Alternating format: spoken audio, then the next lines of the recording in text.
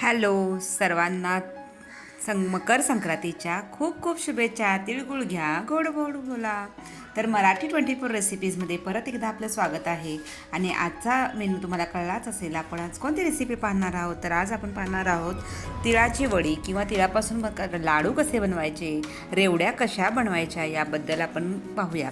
तर घरच्या घरी तिळगुळाच्या वड्या किंवा तिळगुळाच्या रेवड्या बनवण्यासाठी आपल्याला खूप कमी वेळ लागतो आणि खूप कमी साहित्यामध्ये हे होतं. बाजारात खूप महाग ह्या गोष्टी मिळतात. त्यामुळे घरच्या घरी जर गृहिणींनी केलं तर त्याचा खूप छान फायदा होईल. तर पहा किती सुंदर असा हा बघा. आता आपण हा गूळ कापून ठेवलेला आहे. त्यानंतर 1 वाटी तीळ घेतलेला आहे. हे प्रमाण आहे. 1 वाटी तिळाला मी 1 वाटी गूळ घेतलेला आहे. तुम्हाला जर थोडंसं गोड कमी लागत असेल पाऊण वाटी घेऊ शकता. अदरवाईज 1 वाटी ठीक आहे. तर पहा पहिल्यांदा काय करायचे आहे, तीळ निवडून घ्यायचे आहेत. आणि 1 वाटी तीळ मी बारीक गॅसवर मंद आचेवर गरम केलेले आहेत. तर त्या तीळ एक साधारण 2 ते 3 मिनटं किंवा कमीत कमी 4-5 मिनटापर्यंत तुम्ही हे परतवून घेऊ शकता, जोपर्यंत त्याचा खरपूस असा वासही येतो. आणि त्यानंतर आपल्याला ते तीळ फुललेले दिसतात पहा. म्हणजे रेग्युलर तीळ थोडे चपटे दिसतात, पण जेव्हा आपण ते मंद आचेवर मंद गॅस लावलेला आहे, मंद आचेवर जेव्हा ते फुलवतो तेव्हा छान फुलतात आणि त्याचा कलरसुद्धा बदलतो. तर ह्या प्रकारे आपल्याला ह्या संक्रांतीमध्ये तुम्ही हा मेनू घरच्या घरी करून तुमच्याही घरच्यांना हा मेनू तुमच्या हातचा खूप आवडेल. कारण बाजारातून विकत सगळ्याच गोष्टी आपण पाहतो, तरी मी तुम्हाला हे वाटीचं प्रमाण दाखवलेलं आहे. त्यानंतर आपल्याला काय करायचं आहे, आता मी हे तीळ गरम केलेले आहेत आणि गूळ कमीत कमी बारीक करून हा मंद आचेवर हा सुद्धा आपल्याला थोडंसं 1 चमचा तूप घालून आपल्याला कढईवर परतून घ्यायचं आहे. हे सुद्धा मंद गॅसवरच ठेवायचं आहे.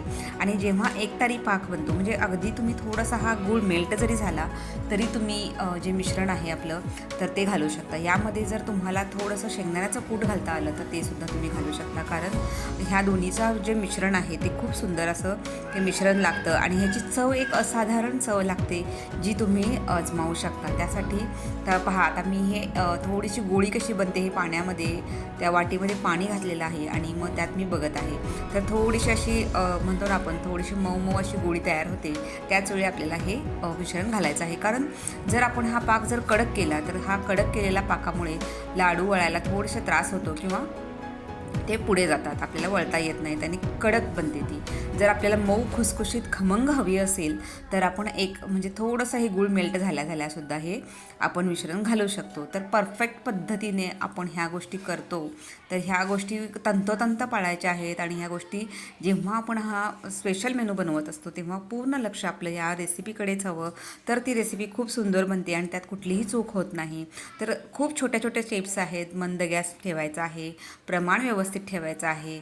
आणि पहा आपल्याला हे आता थोडंसं अजून मी गुळामध्ये हे सगळं हे करून घेतलेलं आहे बघा. पूर्ण तीळ त्या गुळामध्ये भिजलेलं आहे. आणि आता हे शेंगदाण्याचं कूटचं थोडंसं होतं ते मी टाकते यामध्ये. जर तुम्हाला 1 वाटी तिळासाठी अर्धी वाटीसुद्धा शेंगदाण्याचा कूट घालता येईल तर त्याची चव खूप खमंग लागते. तर मला आज फक्त तिळाचंच करायचं होतं म्हणून मी तिळाचंच बनवलेलं आहे. आणि त्यानंतर तुम्ही एखाद्या पाटावर म्हणजे लाकडी पळपोट्यावर किंवा एका स्टीलच्या प्लेटमध्ये तुम्ही खाली तळाला तूप लावून घ्यायचं आहे आणि तुपावर आपल्याला हे जे मिश्रण आहे ते काढून थापायचं आहे. बघा मी इथे छोट्या छोट्या म्हणतो ना आपण त्याला रेवड्याही सुद्धा बनवलेल्या आहेत. कारण मला पाहायच्या होत्या की ह्या रेवड्या कशा बनतात, म्हणून त्या रेवड्याही बनवलेल्या आहेत. आणि खूप गरम असल्यामुळे मला हात नाही लावता आला.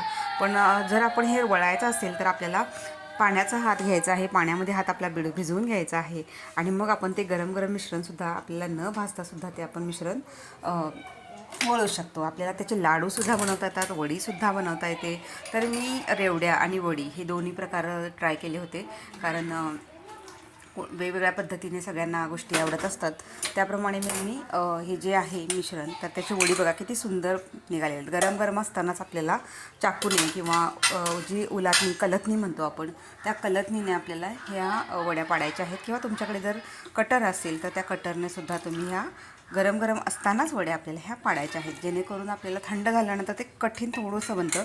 आणि बघा मी म्हणते ना किती सुंदर झालेली आहेत. कारण ही मऊशार झालेली आहे, ती हाताने सुद्धा तुटत आहे.